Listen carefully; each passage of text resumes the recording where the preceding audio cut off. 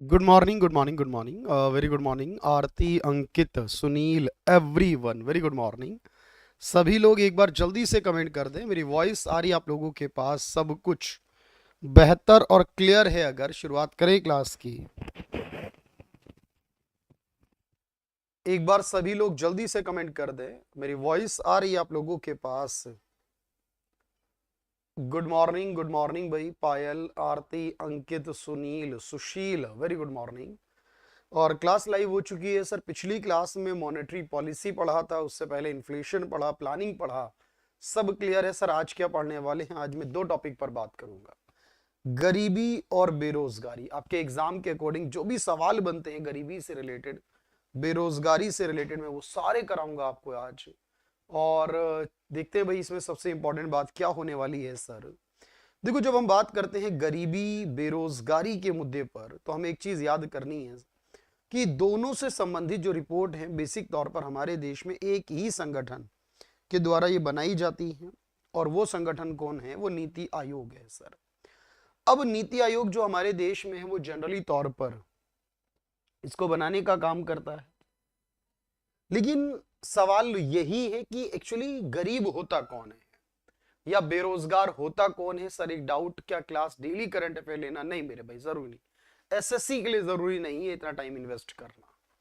अब देखो यहां पर ये बात समझो पहले मेरी कि गरीब है कौन सर। सर एमटीएस के लिए क्लास लाओ आशीष, मैं शायद आज ही लेकर आऊंगा, ज्यादा दूर नहीं हूं, शायद आज ही, क्योंकि लगभग आज या फिर कल, क्योंकि मैंने लगभग 70-80 सवाल बना लिए। 100 क्लास की वो क्वेश्चन की वो क्लास रहेगी, 100 की पूरा सिलेबस उसमें हो जाएगा। और मैंने उस पर बनवा चुका हूं, मैं कल ही फाइनल करूंगा आज की क्लास के बाद आप लोगों की। और होपफुली मैं आपको आज रात को 8 बजे आरवाईपी यूट्यूब चैनल पर या कल रात 8 बजे लेकर आऊंगा उस वीडियो को, आज या कल मैक्सिमम, ज्यादा नहीं। अब मैं जो कहना चाह रहा हूं, मेरी बात को 2 मिनट सुनिए ध्यान से। तो सर गरीब वो है जो अपनी बेसिक नीड भी पूरी नहीं करता। बात समझ पा रहे हो? तो गरीब वो है जो अपनी बेसिक नीड भी पूरी नहीं कर पाता है, उस इंसान को गरीब कहा जाता है।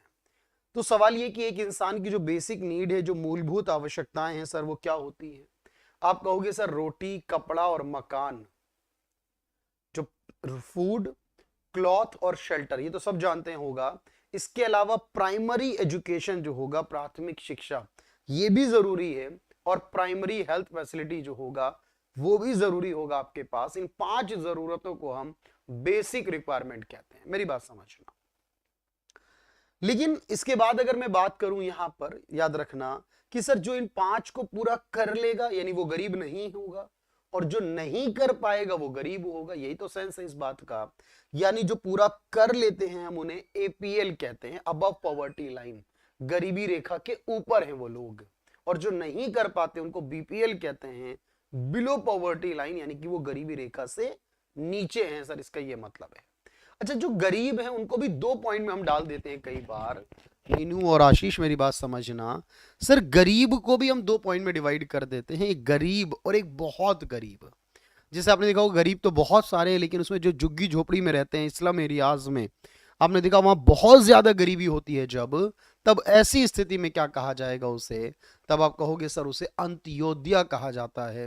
अंत्योदय शब्द का इस्तेमाल होता है किसी भी इंसान को बहुत गरीब कहने में। जनरली अंत्योदय बीपीएल का ही पार्ट है सर, अंत्योदय बीपीएल का ही पार्ट है। लेकिन फिर भी कुछ योजनाएं सिर्फ बीपीएल वालों के लिए आती हैं, तो उसमें अंत्योदय भी शामिल होगा। मेरी बात समझना। और इसके अलावा याद रखना, जो सिर्फ अंत्योदय के लिए आती हैं सर, उसमें बीपीएल शामिल नहीं होता। तो मेरी बात ये समझ में आ गई होगी कि सर हर साल हम डेटा कलेक्ट करते हैं, हर साल हम ये बताते हैं कि कितने परसेंट लोग गरीब हैं और कितने परसेंट लोग गरीब नहीं है। बात क्लियर हो गई है? तो एक बार मेरे साथ इस स्लाइड को ध्यान से देखेंगे सर। बिल्कुल भाई, मेरे आशीष भाई जरूर लेंगे। चलिए देखते हैं सर। तो गरीबी में पहली बात आती है बेसिक या मिनिमम नीड्स जो है इंसान की, वो क्या क्या होती हैं?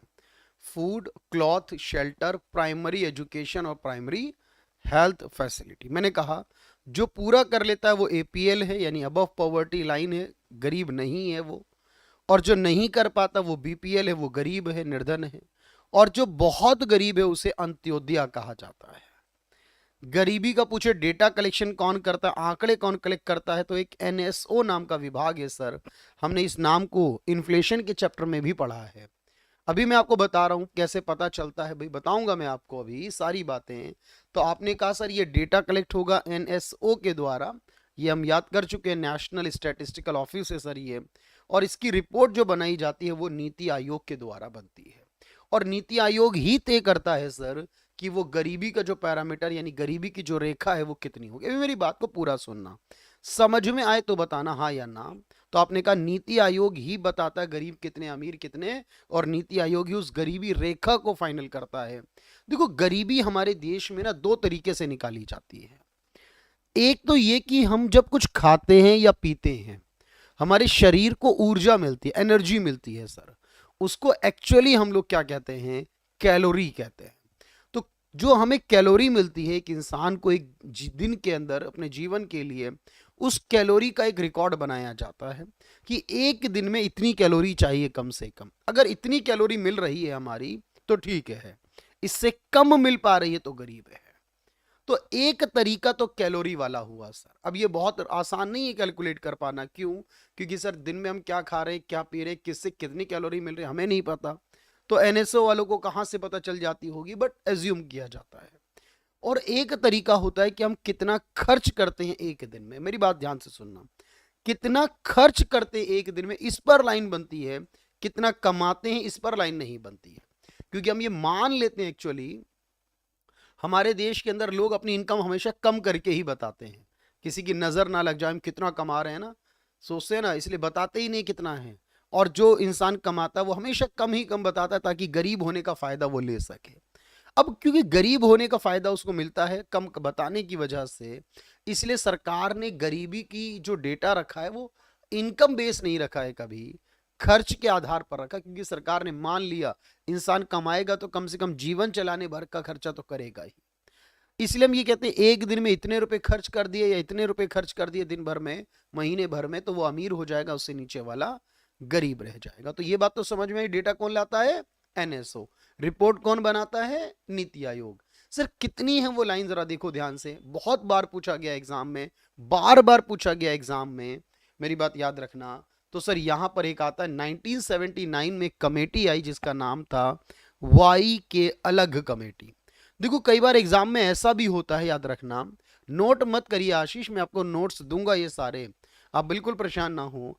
तो आपने कहा सर ये जो पूछ लेता है कि 4 कमेटी के नाम देकर कि इनमें कौन सी कमेटी का संबंध गरीबी से होगा या नहीं होगा, ऐसा भी आता है ना एग्जाम में, बात समझो। तो आपने कहा सर एक कमेटी है वाई के अलग, पहले बात समझ लो ध्यान से, इसने गरीबी रेखा बताई है कैलोरी बेस पर। कैलोरी को हिंदी में कैलोरी ही कहते हैं सर, जो कैलोरी मिलती है उसके आधार पर। शहर में रहने वाले को कितनी कैलोरी चाहिए दिन में? कम से कम 2100 कैलोरी एक दिन में शहर वालों को। और गांव वालों को कितनी चाहिए सर? 2400 calorie per day. ऐसा क्यों है? देखो क्योंकि शहर में रहने वाले जनरली सुविधाओं में रहते हैं कंपैरिजन में गांव वालों के।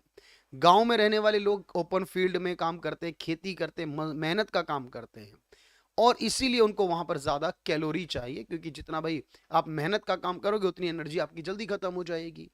तो बस इतना याद कर लेना, शहर में कैलोरी 2100, गांव में कैलोरी 2400 एक दिन की। अगर बात करें सेकंड की, तो एक कमेटी आई सुरेश तेंदुलकर कमेटी। कौन है? अर्थशास्त्री हैं ये हमारे। इन्होंने गरीबी रेखा को बताया और इन्होंने कंजम्पशन यानी कि हम कितना खर्च करते हैं इस आधार पर। अब इन्होंने ये कहा कि अगर शहर का रहने वाला व्यक्ति एक दिन के 33 रुपए 33 रुपीज एक दिन के, या महीने के 1000 रुपए 1000 पर मंथ खर्च करता है, या गांव का रूरल का दिन के 27 रुपए या महीने के 816 रुपए खर्च करता है, तो वो इंसान एपीएल हो जाता है, अबव पॉवर्टी लाइन हो जाता है। जो इससे कम करता है वो गरीब होता है। आप कहोगे सर इतना तो हम भी कर लेते हैं, तो आप भी अमीर हो गए फिर तो। इससे कम करने वाला गरीब है। फिर एक सी रंगाराजन कमेटी बनी और उसने भी खर्च के आधार पर बताया, व्यय के आधार पर। अब जो लाइन है देश में सर, अर्बन में 47 रुपीज पर डे, दिन के 47 रुपए एक दिन के, या महीने के 1407 रुपए 1407, या रूरल एरिया में रहने वाले ग्रामीण क्षेत्र में ₹32 दिन के 32 रुपीज, ये 972 रुपीज पर मंथ के। यही याद करना एग्जैक्टली डेटा। सर इतना करने वाला एपीएल है आज के दौर में, और इससे कम करने वाला बीपीएल है, गरीब है, इसका मतलब इससे कम करने वाला। वैसे यहाँ एक 93 में लकड़ा वाला कमेटी भी आई थी, जिसने कहा था हर राज्य में गरीबी रेखा अलग बनाओ, क्योंकि हर राज्य की महंगाई अलग है। एक आई सक्सेना कमेटी, ग्रामीण क्षेत्रों में कितने बीपीएल परिवार हैं उनकी संख्या को काउंट करने के लिए। एक आई हाशिम कमेटी, शहरों में कितने बीपीएल परिवार हैं उनको काउंट कर, उनको आइडेंटिफाई करने के लिए। एक आई अरविंद पनगड़िया, जो पहले नीति आयोग में डिप्टी चेयरमैन रह चुके हैं, कि हम किस तरह से गरीबी को दूर कर सकते हैं उसके उपाय। मतलब ये वो कमेटियां हैं जिनका संबंध गरीबी से है। और इसमें एक कमेटी में आपको कहकर जा रहा हूं, याद कर लेना, 100% में रहती है वो हमेशा। और सर वो है लकड़ा वाला कमेटी, जो बार बार एग्जाम में आती है। लकड़ा वाला कमेटी क्या होगी? बात समझ पा रहे हैं मेरी? तो वो याद रखिएगा, इसको आप एक बार चेक कर लीजिए आराम से कि बात आपके माइंड तक पहुंच गई या नहीं। फिर मुझे यस का कमेंट करिएगा।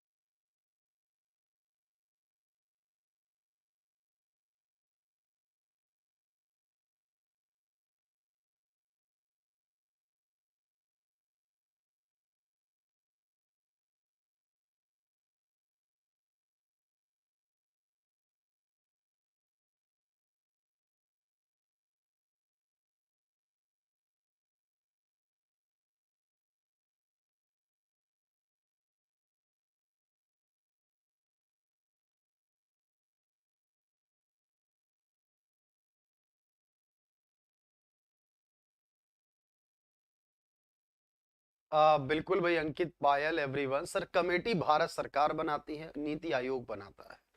कमेटी भारत सरकार या नीति आयोग बनाएगा भाई, याद रखना। चलिए सर, बहुत आराम से बात समझ में आ गई कि हर एक कमेटी याद रहेगी। सक्सेना, हाशिम, अरविंद पनगड़िया, और उसके अलावा लकड़ा वाला सबसे फेमस है सर। और उसके अलावा बाकी, यानी आज के दौर में कैलोरी में 2100 2400, और उसके अलावा 47 रुपए पर डे और 32 रुपए पर डे की लाइन चल रही है। अच्छा, अब मेरी बात को समझिएगा। अब यहाँ पर एक दो सवाल और पूछे जाते हैं। देखो ध्यान से समझने की जरूरत है, क्योंकि सिर्फ लिखने से काम नहीं चलता, समझ में आना बहुत जरूरी है। और सिर्फ आप देखते रहें बोर्ड पर, उससे भी काम नहीं चलेगा। ओवरऑल सब कुछ बेटर करना होगा। अब मैं आपको एक बात समझा रहा हूं, ध्यान से सुनिएगा। सवाल ये आता है सर, वर्ल्ड बैंक भी तो हमारे हिसाब से, क्योंकि ये तो इंडिया की लाइन हो गई, जब वर्ल्ड बैंक पूरी दुनिया के लिए एक लाइन तैयार करता है उसे क्या कहते हैं? देखो ध्यान समझना। तो एक लाइन जिसे वर्ल्ड बैंक बनाता है सर, वो क्या होती है? तो वर्ल्ड बैंक ने दुनिया के सारे देशों के लिए एक पैरामीटर रखा है, और वो पैरामीटर ये है, यानी वर्ल्ड बैंक के हिसाब से जो पॉवर्टी लाइन, गरीबी रेखा है, वो कितनी है सर? $2.15, यानी $2.15 जो है, $2.15 अगर पर डे कंजम्पशन, अगर कोई इंसान एक दिन में $2.15 की वैल्यू के बराबर खर्च करता है या इससे ज्यादा करता है, तो वो एपीएल होगा सर। अगर इससे कम करता है तो वो बीपीएल होगा। एक व्यक्ति एक दिन का होगा, एक व्यक्ति एक दिन का मैंने बताया, या एक व्यक्ति एक महीने का होगा सर। वर्ल्ड बैंक की पूछेगा, यानी $2.15, यानी लगभग कितने रुपए हो गए, वो हम वैल्यू निकाल लेंगे। अच्छा, आगे एक सवाल ये आता है, हमारे देश में सर कितने % लोग गरीब हैं, इसे क्या कहा जाता है? या ये पूछता है हमसे हेड काउंट रेशियो क्या होगा? ध्यान समझना। अगर ये पूछे कि हेड काउंट रेशियो, हिंदी में भी इसको हेड काउंट अनुपात कहते हैं, ये हेड काउंट रेशियो क्या होता है? देखो, एक्चुअली ये बताता है हमारे देश में या दुनिया के किसी भी देश में कितने प्रतिशत लोग निर्धन हैं? किसी देश की कुल जनसंख्या में, किसी देश की कुल जनसंख्या में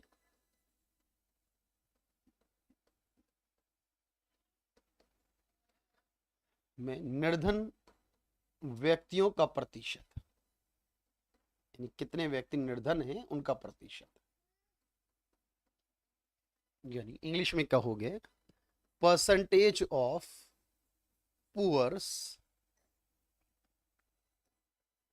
या poor population in total population of country. अब मुझे एक बात बताओ कि अगर आपको ऐसे निकालना हो तो इसका क्या फॉर्मूला बनेगा? Of country. अब इसका फॉर्मूला अगर बनाना हो सर, अगर आपको ये बताना हो HCR कैसे निकालोगे, तो इसका सीधा सा तरीका ये होगा, ऊपर रखेंगे नंबर ऑफ पुअर्स, कितने गरीब है देश में,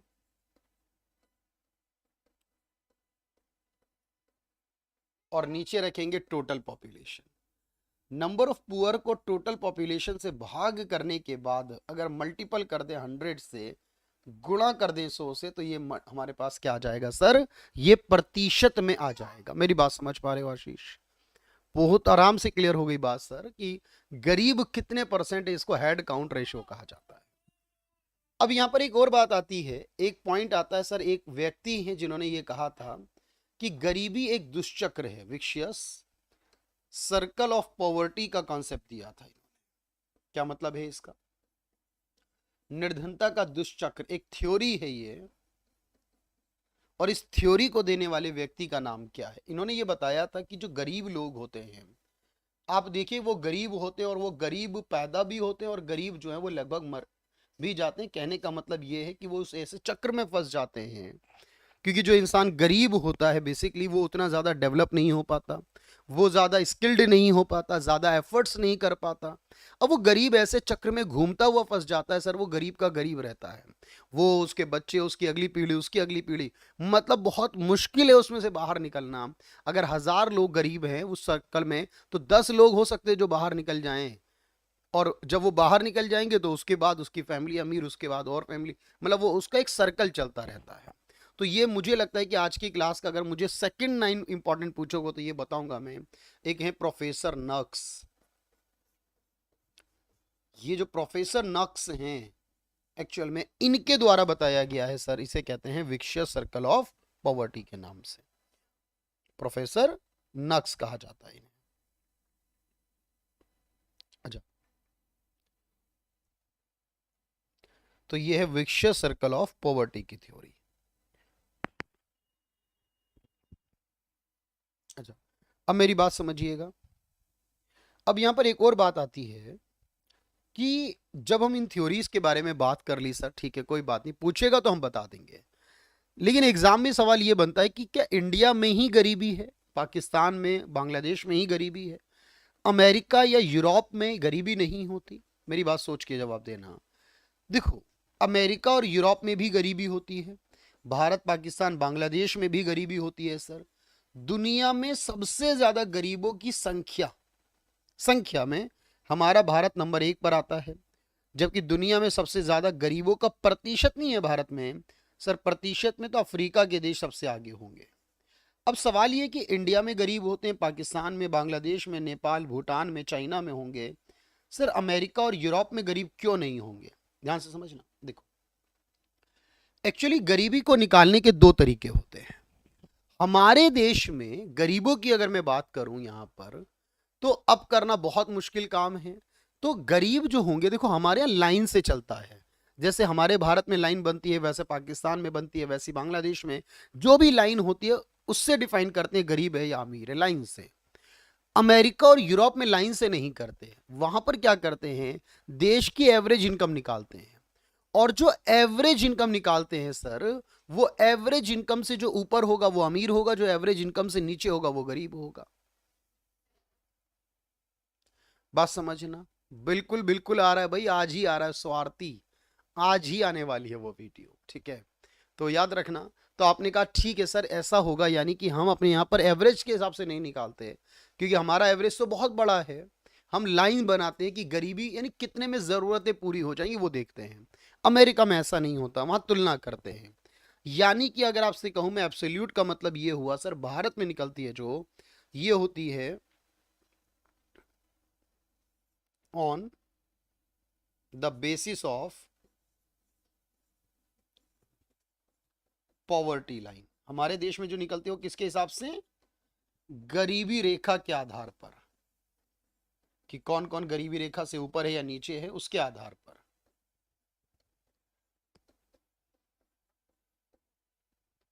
जबकि अमेरिका में क्या निकलती है सर, जो अमेरिका में होती है वो होती है on the basis of average, या इसे मीन कहा जाता है, औसत आय के आधार। वहां लाइन नहीं बनाते हैं, वहां पर वहां एक बार औसत निकाल लेते हैं पूरे देश के लोगों का और उससे तुलना करते हैं। यानी ये तुलनात्मक होगा सर। बात समझ में आ रही है? पहली बार आई है मनदीप, अच्छी बात है, पहली बार ही सही। अच्छा, तो ये एब्सोल्यूट पॉवर्टी है, उसके बाद रिलेटिव पॉवर्टी होगी यहां पर। बिल्कुल यहां पर कह रहे हैं सर सबसे रिच कंट्री कौन सी है। देखो रिच कई अलग अलग पैरामीटर हैं। जीडीपी सबसे ज्यादा दुनिया में अगर देखी जाए तो अमेरिका की है। एवरेज इनकम देखी जाए दुनिया में सबसे ज्यादा तो नॉर्वे की है, कुवैत की भी है, नॉर्वे के बाद कुवैत भी है, जहां की इनकम, लोगों की एवरेज इनकम 1-1 करोड़ रुपए है, 1-1 करोड़ एवरेज इनकम है लोगों की। अब ये लगा लीजिए, तो बहुत सारे अमीर देश है दुनिया में, एक को कहना बड़ा मुश्किल है। सर सो आरती सर जो न्यू बुक्स आई हैं उन पर वीडियो बनाई है। देखो मैं आपको सच बताऊं तो न्यू बुक्स पे वीडियो कम देखिए, मैं सबसे कह रहा हूं ये बात एसएससी वालों से, न्यू बुक्स पर वीडियो कम देखिए। 2022 की बुक्स पर जो आई थी 2022 में, उन पर देखिए एक बार। और जो हिस्टोरिकल बुक्स हैं हमारी, हिस्टोरिकल जो हमारे फ्रीडम फाइटर्स ने लिखी होंगी सर, और यह तो आपने पढ़ाया है ना, तो जो फ्रीडम फाइटर्स वगैरह ने पढ़ाई है ना, लिखी है जो किताबें, उनको जरा देखिएगा। एसएससी में हमेशा हिस्टोरिकल बुक्स के ऑथर या फिर थोड़ा सा पुराना पूछा जाता है। वैसे मैं आपको एक समझा दूं बात, आज से मैं एक सीरीज की शुरुआत कर रहा हूं, RYP यूट्यूब चैनल जो राकेश यादव, उसी पर आपको वो MTS वाली स्पेशल क्लास भी मिलेगी, और उसी चैनल पर आपको हर दिन 1 या 2 वीडियो मिलेंगी 10 मिनट वाली। और उन 1 या 2 वीडियो में आपको देखना 10 मिनट के हिसाब से बहुत अच्छा कंटेंट मैं आपको दूंगा कि आपके एग्जाम के लिए मोस्टली जो चीजें हैं वो कवर अप हो जाएंगी। उसी में मैं आपको आज ही कराने वाला हूं सर 2022 की वो किताबें, जो 50 मुख्य किताबें 2022 में, क्योंकि एग्जाम में वही आ रही हैं इस समय, और या हिस्टोरिकल बुक जो रही हैं लगभग 50 या 100 जो हिस्टोरिकल फ्रीडम फाइटर्स ने लिखी, जो मुगल काल में लिखी गई होंगी, जो एंशियंट इंडिया के टाइम पे लिखी गई, जो हमारी कुछ पर्सनैलिटीज ने लिखी है, जो अभी आजकल चेतन भगत ने लिखी हैं सर, या इसके अलावा और किसी ने, मैं वो भी कराऊंगा उसमें। 100 बेहतरीन बुक्स का कलेक्शन दूंगा आपको, उन्हीं में से एग्जाम में आ जाएगा आपका, वो सब करेंगे। और वो अभी शेड्यूल नहीं है, लेकिन मैं वीडियो कल ही रिकॉर्ड कर चुका हूं, ठीक है। तो चलिए भाई वो मिलेगा, लेकिन आप चैनल को रखेंगे अपने आप आता रहेगा सब कुछ। सर ये बात तो गरीबी की हो गया, मेरी बात समझना बेरोजगारी के मुद्दे पर क्या है। देखो अगर मैं आपसे ये कहूं कि जो बेरोजगारी है, बिल्कुल बिल्कुल बिल्कुल मेरे भाई आशीष, अब मुझे पढ़ाना भी जरूरी है भाई यहां पर। तो देखो मेरे भाई बात समझो कि अगर मैं आपसे ये कहूं कि बेरोजगार कौन होता है, मुझे बताना भाई। अगर मैं आपसे कहूं कि बेरोजगार कौन होता है मेरे भाई, तो आप क्या कहोगे? सर बेरोजगार वो इंसान है जो कोई काम नहीं करता, ऐसा ही कहोगे ना, कि बेरोजगार वो इंसान है जो देश में कोई काम नहीं करता। लेकिन अगर मैं आपसे कहूं कि देश की कुल आबादी में 140 करोड़ आबादी में, मेरी बात समझना, 140 करोड़ की आबादी में 60 करोड़ लोग काम करते हैं अगर, तो मुझे बताओ कितने बेरोजगार हुए? आपने कहा सर 140 में 60 हटाओ 80 करोड़ बेरोजगार हो गए। ऐसा कितने लोगों ने सोचा, बताना ईमानदारी से। आप कहोगे सर ये तो गलत है जवाब। ये जवाब तो पूरी तरह से गलत है। क्यों? क्योंकि जो आपने 40 करोड़ की बात की है यहां पर, 60 करोड़ की बात की है रोजगार है, लेकिन 80 करोड़ में तो सर बच्चे भी तो हैं, बच्चे भी तो हैं, वो भी तो बेरोजगार हैं। सर इस 80 करोड़ के अंदर सीनियर सिटीजन भी तो हैं, वो भी शामिल हो गए। सर इसमें डिसेबल्ड लोग भी तो हैं, दिव्यांग लोग भी तो हैं, इसमें वो लोग भी तो हैं जो जॉब करना नहीं चाहते, और वो लोग भी हैं जो जॉब चाहते हैं लेकिन मिल नहीं रही। 80 करोड़ नॉन वर्किंग लोग हैं, पहले बोलो हाँ। अब इस 80 करोड़ में से बच्चे हटाओ, सीनियर सिटीजन, डिसेबल्ड हटाओ, उसके बाद जो बचेंगे सर सिर्फ वो बेरोजगार होंगे, क्योंकि बेरोजगार की शर्त यह है जो इंसान किसी काम को करने की इच्छा और योग्यता रखता है, जो इंसान किसी काम को करने की इच्छा भी रखता है, योग्यता भी रखता है, willingness and able to work है, सर वही इंसान बेरोजगार है अगर काम ना मिले। तो 80 करोड़ नॉन वर्किंग लोगों में से निकलेंगे बेरोजगार। अब मुझे बताओ कि बेरोजगार सिर्फ आप 80 करोड़ डायरेक्ट क्यों नहीं कह रहे हैं सर? अब मेरी बात को बहुत ध्यान से सुनना।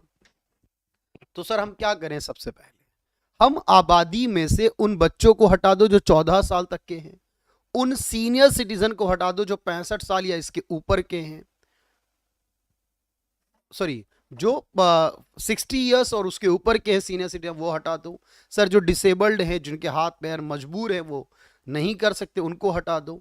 जो अपनी मर्जी से जॉब नहीं करना चाहते उनको हटा दो। उसके बाद देखो देश में लेबर फोर्स कितनी है। हम सबसे पहले क्या निकालेंगे? देश की लेबर फोर्स। अब लेबर फोर्स में से जिसको काम मिल जाएगा वो रोजगार, और जिसको नहीं मिलेगा वो बेरोजगार होगा। लेकिन लेबर फोर्स में से होगा ये काम। पहले ही बच्चों को हटा दो, सीनियर सिटीजन को हटा दो। मेरी बात समझ में आई हो?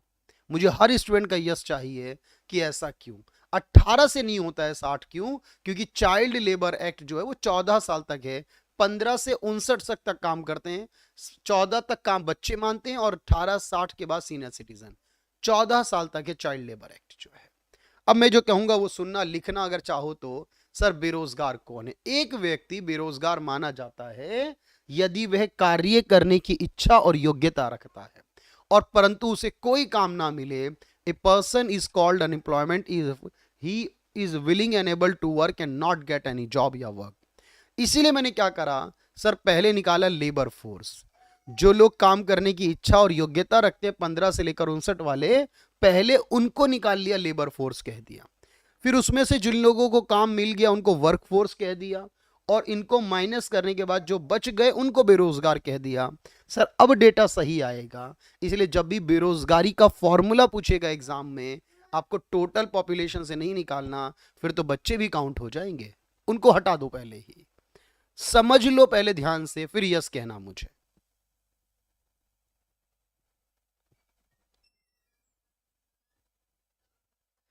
पहले पूरी तरह समझ लो फिर यस कहना।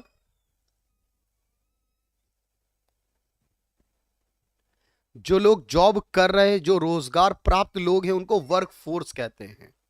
जो सब लोग हैं जो जॉब करना चाहते हैं सब, उनको लेबर फोर्स कहते हैं। इस वैल्यू में से इस वैल्यू को घटाने के बाद जो बचता है उसको बेरोजगार कहते हैं।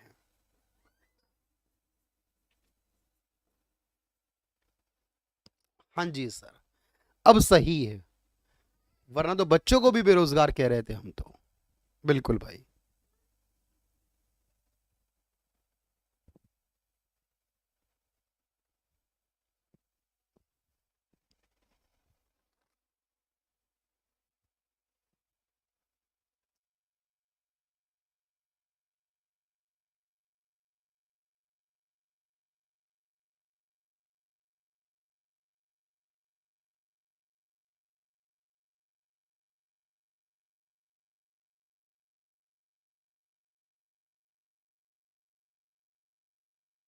ये जी, अच्छा अगर मुझे ये बताओ, मुझे ये निकालना हो कि देश की कुल आबादी में कितने परसेंट बेरोजगार है।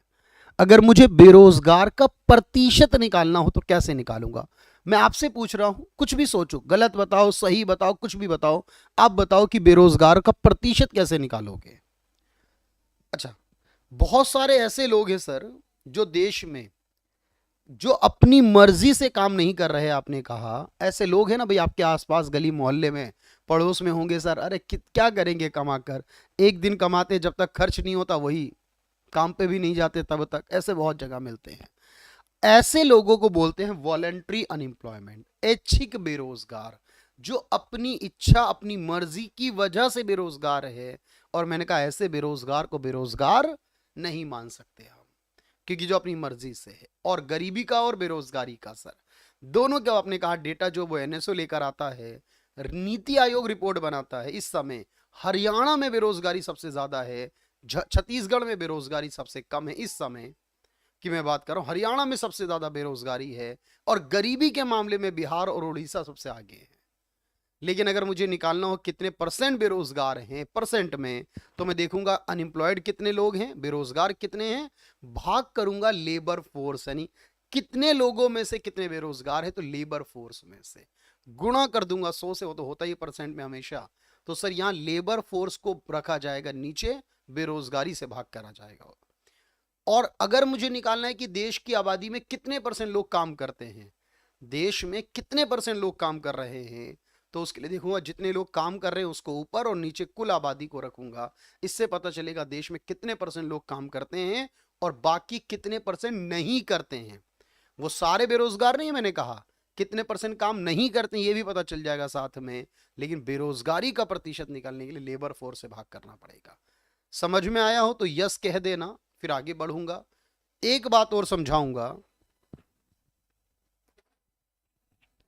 तो बेरोजगारी का सबसे इंपॉर्टेंट क्वेश्चन जो है वो यही है कि बेरोजगारी का फॉर्मूला क्या होगा, labour force minus work force. और बेरोजगारी की दर का फॉर्मूला क्या होगा, रेट निकालने का फॉर्मूला होगा बेरोजगार संख्या कितने हैं और भाग में लेबर फोर्स कितनी है। कॉन्सेप्ट क्लियर है सर? अच्छा, एक सवाल जो एसएससी में बार बार आता है, लगभग हर एग्जाम में आता है, एसएससी ही क्या हर एक एग्जाम में आता है सर, वो होता है कि डिसगाइज्ड अनएम्प्लॉयमेंट, छिपी हुई बेरोजगारी, प्रच्छन्न बेरोजगारी कौन सी है। देखो मैं आपको 8 टाइप की बेरोजगारी बता रहा हूं, 2 मिनट सुनना मेरी बात को। सर बेरोजगारी किस किस कारण से आती है उसके आधार पर हम नाम रखते हैं, पहली बात समझना। अगर मैं कहूं कि आप ऑनलाइन शॉपिंग करने लगे हो, आजकल करते हो, कुछ तो खरीदते हो ऑनलाइन। अच्छा, ऑनलाइन शॉपिंग करने के कारण आपके बाजार में, आपके आसपास के एरिया में जाइए, वहां पर सर दुकानों पर काम कम है, बाजारों में भीड़ पहले से थोड़ी कम है। और बाजार में एक दुकान पर 10 लोग काम करते थे, अब उस दुकान में 8 लोग काम करते हैं। सर 2 लोगों को हटा दिया, काम ही नहीं है, क्या करें। बहुत सारे लोग किसी समय एक्सपर्ट हुआ करते थे, बड़ा जबरदस्त काम चला करता था उनका, ब्लैक एंड व्हाइट टीवी को ठीक किया करते थे, अच्छी कमाई करा करते थे। सर ब्लैक एंड व्हाइट से कलर टीवी आ गया, बहुत सारे लोग नई टेक्नोलॉजी को एक एज के बाद नहीं सीख पाते हैं, तब भी दुकानें होती थी कलर टीवी वालों की भी ठीक करने। आज आप अपने एरिया में देखो, शायद ही आपको नजर आएगी कोई दुकान टीवी ठीक करने वाली। जब से एलसीडी और एलईडी आ गए, कुछ भी खराबी होगी कंपनी से ही पर्सन आएगा ठीक करने के लिए। सर वो जो किसी समय एक्सपर्ट थे, अच्छी जिंदगी गुजारते थे, आज वो बेरोजगार या कोई भी नॉर्मल वर्क कर रहे हैं, लाइफ स्पेंड कर रहे हैं, लेकिन वो एक्सपर्ट नहीं रह गए। अब ऐसा होता है ना, समय के साथ टेक्नोलॉजी बदलने के साथ भी बेरोजगारी बढ़ जाया करती है। आशीष मेरी बात समझ में आ रही है? आप कहोगे हाँ सर, जैसे ऑनलाइन शॉपिंग, बहुत सारे लोगों को रोजगार मिला और बहुत सारे लोगों को यहां पर रोजगार चला भी तो गया सर इसके अंदर। और इस वजह से मैंने आपसे कहा कि जो भी हमारे पास बेरोजगारी एक आती है टेक्नोलॉजी या डिमांड की वजह से, उसको क्या नाम देंगे। एक तो ये तरीका हो गया। अच्छा, दूसरा तरीका क्या हो गया सर हमारा, दूसरा अगर मान लो मैं कहूं कि इंसान एक जगह जॉब करता है, कोई आप में से प्राइवेट नौकरी कर रहा है मान लो, अब उसका सिलेक्शन हो जाएगा सीजीएल के अंदर, सीएचएसएल के अंदर, एमटीएस के अंदर। अच्छा, होता ये कि सिलेक्शन हो गया, ज्वाइनिंग आएगी अभी 2 महीने बाद, 3 महीने बाद, वो आज ही काम छोड़ देगा। भाई सिलेक्शन हो कि न्यूज आते ही काम जाना बंद कर देगा, 2 महीने बाद चाहे ज्वाइनिंग हो, 2 महीने आराम से घूमेगा फिरेगा, भाई मेरा तो सिलेक्शन हो गया, जिंदगी सेटल हो गई। ऐसा लोग करते हैं। अब इस केस में क्या होगा, देखो कि वो टेम्परेरी पीरियड से बेरोजगार हो गया, थोड़े टाइम के लिए, आंशिक समय के लिए। सर मान लीजिए किसी का एक्सीडेंट वगैरह होता है कंपनी से, तो थोड़े समय की लीव लेता है, वो भी होता है। कुछ लोग तैयारी करने के लिए कंपनी से छुट्टी लेकर आते हैं, ऐसा भी होता है। मतलब टेम्परेरी पीरियड भी हो सकता है। एक इस वजह से हो सकता है कि देश में मंदी आ गई अचानक से। अब देश में कोरोना आया, जैसे कोरोना में मंदी आ गई। सर कोरोना में मंदी आई, बेरोजगारी आई। अब कोरोना में मंदी की वजह से बेरोजगारी ऑटोमेटिक आई, तो उसमें किसी ने कुछ नहीं किया, वो ऑटोमेटिकली आ गई। उसका भी अपना एक प्रकार है। अब बहुत सी छिपी हुई बेरोजगारी क्या होती है सर, जहां पर जितने लोगों की जरूरत है उससे ज्यादा लोग काम करते हैं। जरूरत है 4 लोगों की काम कर रहे हैं, 5 या 6 या 7 लोग, जरूरत है 10 लोगों की काम कर रहे हैं, 15-20 लोग। अब वो बाकी के जो लोग हैं वो कोई काम नहीं कर रहे एक्चुअल में, उनका उत्पादन तो जीरो हो रहा है सर, एक्स्ट्रा वालों का, क्योंकि उनको सो काम पे से हटा भी दिया जाए तो उत्पादन में कोई कमी नहीं आएगी। तो फिर उनका मतलब वहां वो जीरो कर रहे थे, उनको हटा दिया तब भी कोई फर्क नहीं पड़ा। तो इसे कहते हैं सर अलग अलग प्रकार की बेरोजगारी।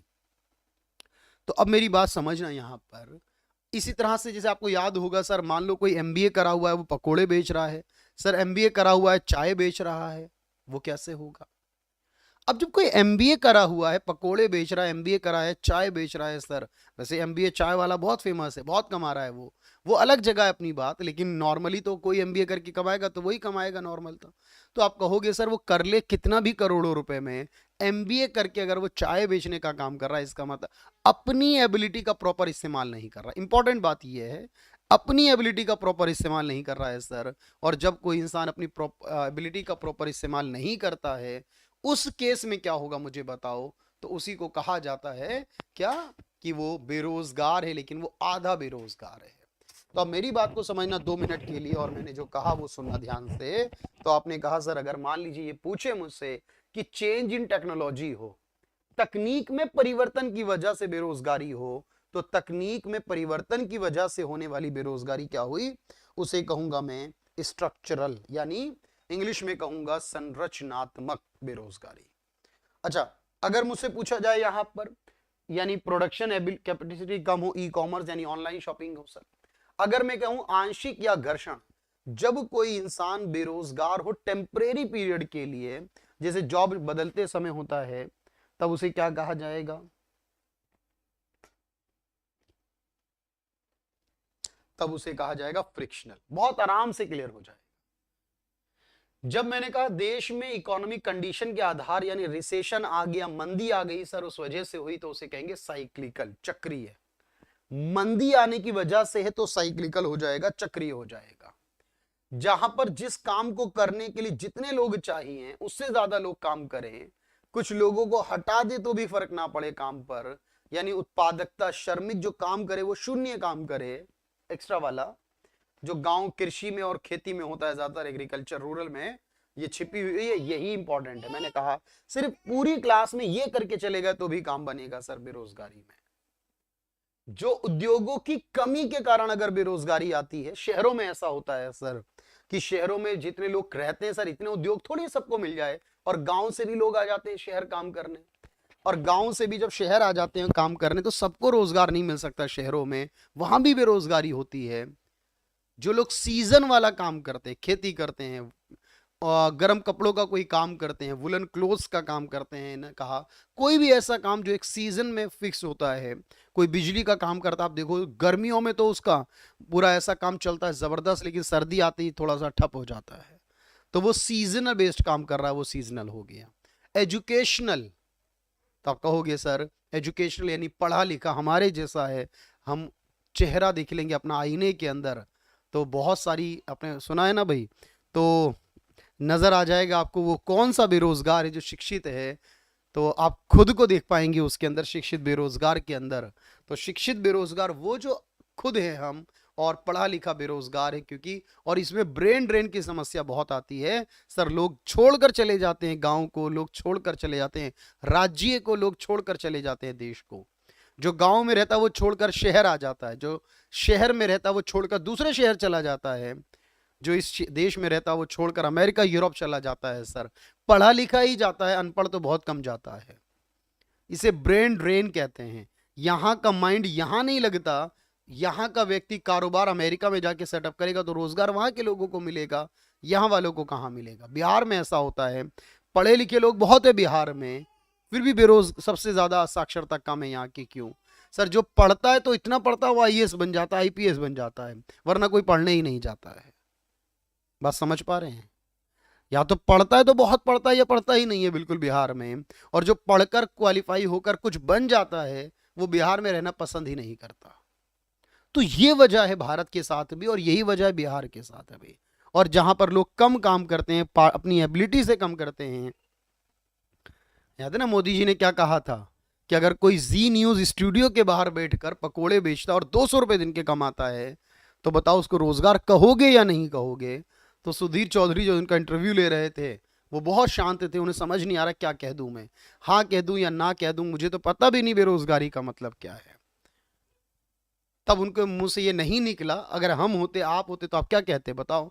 आप कहते मोदी साहब से क्या कहते, प्रधानमंत्री जी से क्या कहते कि रोजगार और बेरोजगार की स्थिति की अगर मैं बात करूं तो यहां पर जो होगा ये अर्ध रोजगार होगा, अंडर एम्प्लॉयमेंट होगा सर। ये पूर्ण रोजगार नहीं, जबकि सरकार पूर्ण रोजगार देने के लिए आती है, अर्ध रोजगार के लिए नहीं। क्योंकि ये जो हो गया ये तो लेस देन एबिलिटी हो गया, योग्यता से कम, चाहे कमाओ करोड़ों रहे उसकी अलग बात है, लेकिन ये एबिलिटी से कम माना जाएगा। बस ये है 8 टाइम, ये है आज की क्लास।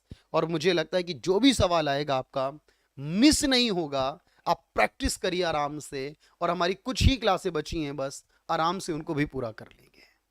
ठीक है, चलिए, thank you everyone, thank you so much. आराम से पढ़िए, खुश रहिए, ज़्यादा टेंशन मत लीजिए। मैं छोटी छोटी 10-10 मिनट की वीडियोस लेकर आऊँगा, जो उनको ज़रूर देखिएगा, बहुत काम आएंगी आपके। Thank you everyone, thank you so much.